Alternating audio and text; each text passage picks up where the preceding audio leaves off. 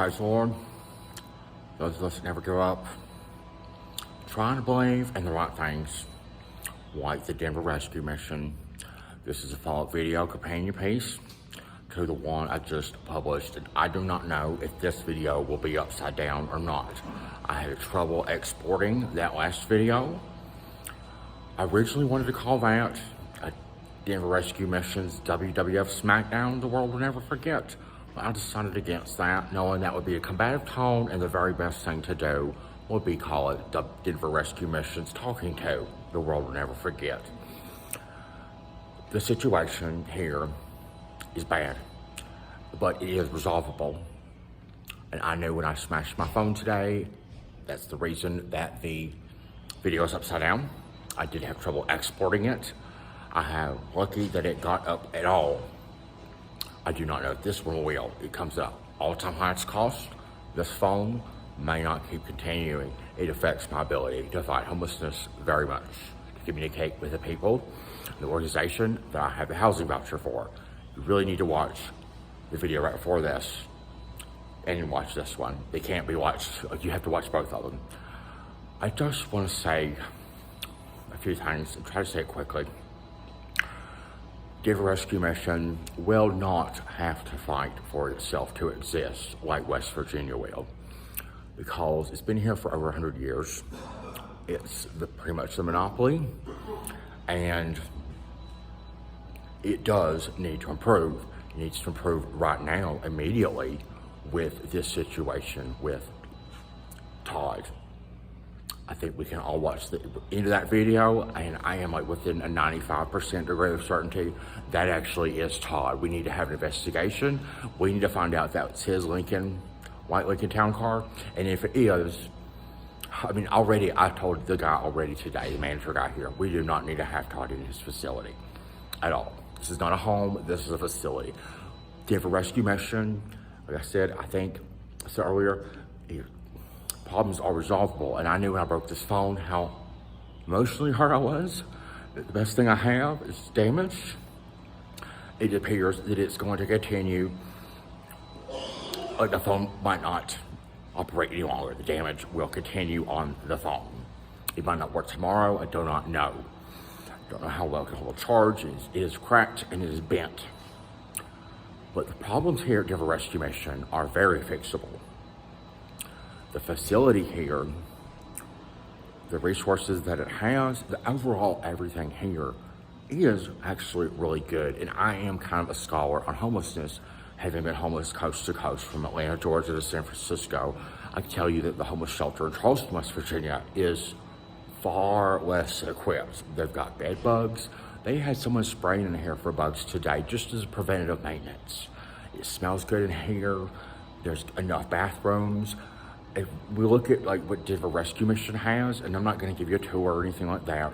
I'm trying to be compliant with their HIPAA, which is important, and I am trying to abide by all that. They need to understand that too. But if you go to San Francisco, remember there's like the pictures. I think I've got, if I don't have it on video, I got it on Facebook, and it's pictures. But it's pictures of like that elevator taped up. That homeless shelter has been there since the 80s, and they're doing the very best that they can, except in the same ways the Denver Rescue Mission is not. We have people like Todd, who is a physical dangerous threat to me right now, and I will never feel safe here as long as Todd is here. Todd is an employee, not a homeless person. He's an employee, and he does not need to be here. Even if that is not him in the vehicle, but I think it is, we still do not need Todd here. I don't even want to talk about it anymore, ever, but I know I'm going to have to. A homeless person always gets problems, and we have to provide the solutions for the homeless shelter. It's just really stupid. It's that way everywhere. I want to go back and close this video with talking about, so we know the problems are resolvable. The overall resources and facilities here are really great. And it's a shame somebody like Todd ruins it. I want to talk about a problem bigger than the Denver Rescue Mission, and it is involved with my plan and overall, going to defeat homelessness and then immediately, resolving Tom Acosta. That has to keep happening. But also, I think a good way to do that is to demonstrate the integrity of the American Heart Association was dry rotted in 2010 and it still is today. There's a video of me, maybe I'll link in the description, I can't think of the title, but I'm at that gas station recently where I'm going into those reasons. But I want to talk about two boomers in my homeless experience. There were 713 days. One would be the very first one I helped, the first person that ever helped, my friend Harold. And another one in Wilkesboro, North Carolina, about 5 miles from the birthplace of Robert C. Byrd. The next one would be Jen over at the San Francisco homeless shelter. Now, Harold immediately helped. When I called him, when I first notified him, I was at the Atlanta Greyhound station and needed somewhere to go. He responded immediately, and he was one of the, I believe, besides Tom Acosta, the atomic bomb, the only person of a baby boomer generation age that invited me and let me stay at his home. He did, immediately. He picked me up at the bus station, and he cared, and he never stopped caring. Let me tell you 2 ways I know that. What happened to Harold's, I was there for a few days, and there was another guest, call me deranged guest, home alone. That's what he was. This man was straight. This man did not want me there because I was just an extra person in a single wide trailer. That's really the only reason he didn't want me there. And he came at me with nunchucks. I do believe Harold has some knowledge that something like that was about to happen, because what happened after that, this is the very first few days I'm homeless. I was chased out of there by nunchucks. He threw my suitcase out on the porch and I had to collect my things, and someone else who also lived there helped me get some items the next day. But Harold never stopped caring. What happened right before the nunchuck attack was he was yelling at me, this other person's deranged guest, and Harold was right there and just kind of like closing his eyes and just like still and frozen and hating the moment. But what happened after that, I never disclosed this really. I was walking down the road with my suitcase, and a really nice guy stopped by, and he was just like, you look like you need some help, and I know somewhere you can stay. Harold had already kind of used his network of other gay men to make sure I would make it through that night, and I did. It took me about 5 miles down the road, and I stayed with a really nice person. And that was really incredible.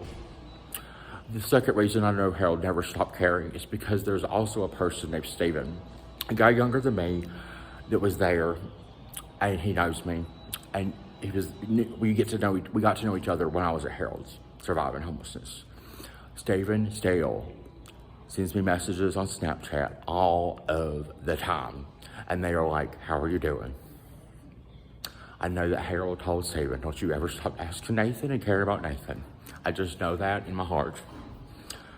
Jen, however, at the San Francisco homeless shelter, is the boomer that when I explained to her I need an extra day for the storage unit that has to be obtained because my belongings, clothes, the best homeless U.S. veteran in the world, can't fit here, I need an extra day. And that's when I tell her my father's a child molester. And that's when she says verbatim, either I can't care about that or I don't care about that. And I really do want to know what happened to Jen a year ago, 5 years ago, 10 years ago, 20 and 30, maybe even 40 years ago. Because here's what I know what happened to Harold. Harold is a U.S. veteran of the Vietnam War. He never stopped caring. He actually said to me on the phone at the Atlanta Greyhound station, oh yeah, you need to get out of that Atlanta Greyhound station. I know you're surviving it. I had to survive it myself before I could survive Vietnam. But he said, with very expressive, elevated care, he knew how horrible that Atlanta Greyhound station is. I said, I wrote a post, probably at the Atlanta Greyhound station, all of us can yell. The Atlanta Greyhound station is pretty equivalent to like homeless person central. Maybe not everybody's homeless, but it's pretty grimy and pretty bad in there. The facilities here at Denver Rescue, but look at this fresh paint. Okay, let's just talk about the fresh paint. There are spots on the floor for the walk 6 feet away, and I fear and worry, and I'm afraid of what was going on if Todd was working here during COVID. How many lives has he endangered? He's horrible. So was Jen. Jen wasn't as horrible as Harold. I mean, as Todd. Harold's great. But Jen did not care and could not care, and it never got better. And I tried in nicer ways and more aggressive tones with her. It never got better. I talked to Jen again later when I was working on that Homeward Bound grant to get the airplane ride back to Denver because my second line for housing was. Now I've got the voucher. That's how close I am to the finish line.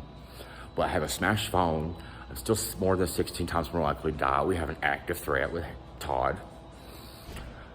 And I just want to know, I wish that I could be in a room with Jen, maybe Richard Petty, and Harold. And I think the best room for that would be at the Wilkes Art Gallery, right here down the road from Harold's. I think Richard Petty is aware of the Wilkes Art Gallery. He probably is. And I would like for those three boomers to know each other. I met Richard Petty when I was 5. And I would like for that kind of synergy and understanding to happen because it is, what's going on here at Denver Rescue Mission is a solvable problem if Denver Rescue Mission believes in it. They are not going to have to fight to exist because it will always be here. It will always be here and it needs to get better. Denver Rescue Mission needs to say, we do have a PR crisis on our hands and we do also, and always have, strive to be better. They need to agree with me on that and say Nathan's right now. Immediately. I do not know what tomorrow is what's going to happen tomorrow. If I'll have a phone, how will I communicate? Will I be able to get on a scooter? Bus directions. All that is now all messed up. Just wanted to say all that right now and get this video up. It might be upside down too. I don't know. We must find a way to just hold on.